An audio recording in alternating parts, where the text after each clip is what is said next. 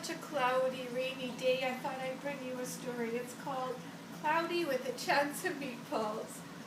Something that good readers do is they visualize. That means you have a little picture in your brain of what's happening while you're reading. I just want to find a page for you. Here it is. I can just picture when I'm reading this book. Hamburgers and meatballs raining down and tomato sauce. Can you just picture it in your brain? Ugh, I'm sure glad it's raining water and not hamburgers today. Cloudy with a Chance of Meatballs by Judi Barrett, drawn by Ron Barrett.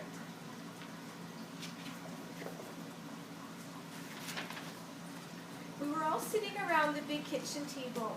It was Saturday morning, pancake morning. Mom was squeezing oranges for juice.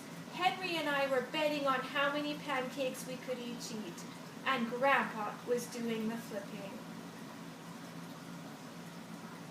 Right now I'm picturing in my brain my boy's grandpa flipping pancakes. Seconds later, something flew through the air, headed toward the kitchen ceiling, and landed right on Henry. After we realized that the flying object was only a pancake, we all laughed, even Grandpa. Breakfast continued quite uneventfully.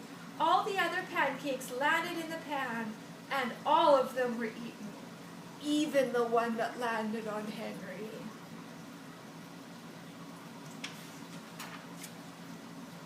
That night, touched off by the pancake incident at breakfast, Grandpa told us the best tall-tale bedtime story he ever told.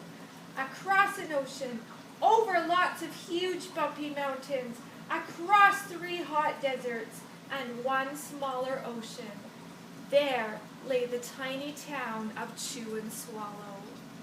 Are you getting a picture in your brain? In most ways, it was very much like any other tiny town. It had a main street lined with stores, houses with trees, and gardens around them, a schoolhouse, about 300 people, and some assorted cats and dogs. But there were no food stores in the town of Chew and Swallow. They didn't need any. The sky supplied all the food they could possibly want. The only thing that was really different about Chew and Swallow was its weather. It came 3 times a day, at breakfast, lunch, and dinner. Everything that everyone ate came from the sky. Whatever the weather served, that's what they ate. But it never rained rain, it never snowed snow, and it never blew just wind. It rained things like soup and juice. It snowed mashed potatoes and green peas, and sometimes the wind blew in storms of hamburgers. The people could watch the weather report on television in the morning, and they would even hear a prediction for the next day's food.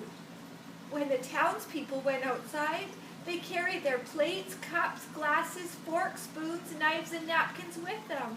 That way they would always be prepared for any kind of weather.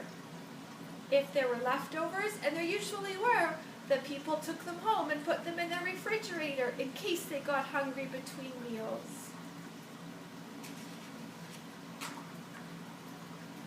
The menu varied. By the time they woke up in the morning, breakfast was coming down. After a brief shower of orange juice, low clouds of sunny-side-up eggs moved in, followed by pieces of toast. Butter and jelly sprinkled down for the toast, and most of the time it rained milk afterwards. For lunch one day, frankfurters, already in their rolls, blew in from the northwest at about 5 miles an hour. There were mustard clouds nearby. Then the wind shifted to the east and brought in baked beans. A drizzle of soda finished off the meal. Dinner one night consisted of lamb chops, becoming heavy at times with occasional ketchup. Periods of peas and baked potatoes were followed by gradual clearing, with a wonderful jello setting in the west. The sanitation department of Chew and Swallow had a rather unusual job for a sanitation department. It had to remove the food that fell on the houses and sidewalks and lawns. The workers cleaned things up after every meal and fed all the dogs and cats. Then they emptied some of it into the surrounding oceans for the fish and turtles and whales to eat. The rest of the food was put back into the earth so the soil would be richer for the people's flower gardens. They're composting. Life for the townspeople was delicious until the weather took a turn for the worse. One day there was nothing but gorgonzola cheese all day long. The next day there was only broccoli, all overcooked. And the next day there were Brussels sprouts and peanut butter with mayonnaise. Another day there was pea soup fog. No one could see where they were going, and they could barely find the rest of the meal that got stuck in the fog. That's a good page for visualizing. The food was getting larger and larger, and so were the potions. The people were getting frightened. Violent storms blew up frequently. Awful things were happening.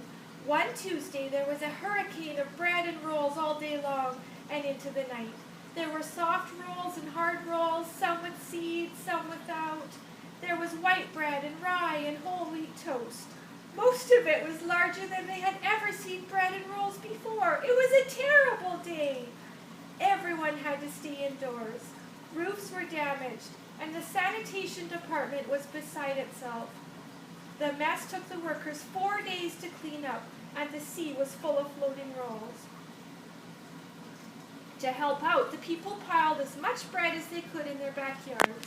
The birds picked at it a bit, but it just stayed there and got staler and staler. There was a storm of pancakes one morning and a downpour of maple syrup that nearly flooded the town. A huge pancake covered the school. No one could get it off because of its weight, so they had to close the school. Lunch one day brought 15-inch strips of cream cheese and jelly sandwiches. Everyone ate themselves sick, and the day ended with a stomachache. There was an awful salt and pepper wind accompanied by an even worse tomato tornado. People were sneezing themselves silly and running to avoid the tomatoes. The town was a mess. There were seeds and pulp everywhere. The sanitation department gave up. The job was too big. Everyone feared for their lives. They couldn't go outside most of the time. Many houses had been badly damaged by giant meatballs. Stores were boarded up, and there was no more school for the children. So a decision was made to abandon the town of Chew and Swallow. It was a matter of survival.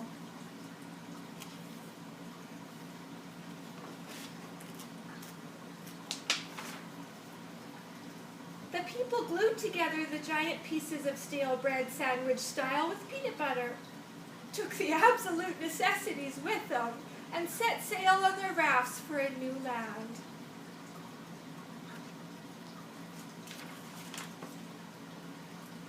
After being afloat for a week, they finally reached a small coastal town which welcomed them.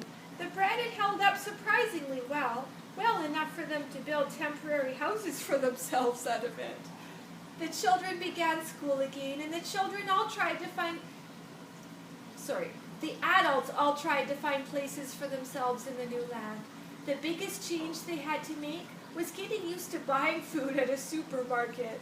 They found it odd that the food was kept on shelves, packaged in boxes, cans, and bottles. Meat that had to be cooked was kept in large refrigerators. Nothing came down from the sky except for rain and snow.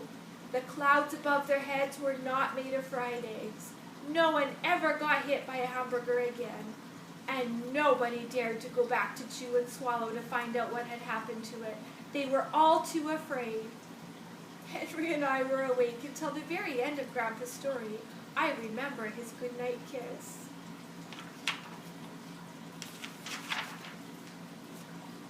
The next morning we woke up to see snow falling outside our window.